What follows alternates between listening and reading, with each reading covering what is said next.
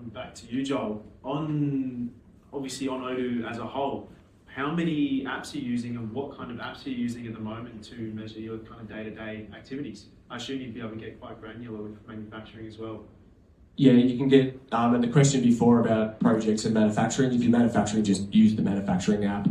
It's not complex, it's great, the results it gives you is wonderful, it will change your business.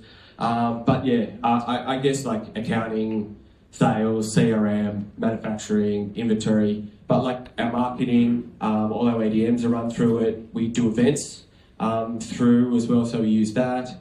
Our fleets, what other, like we're using Document, lots and lots of apps. I open up my screen sometimes, like I can't believe how many apps I have, but it's good.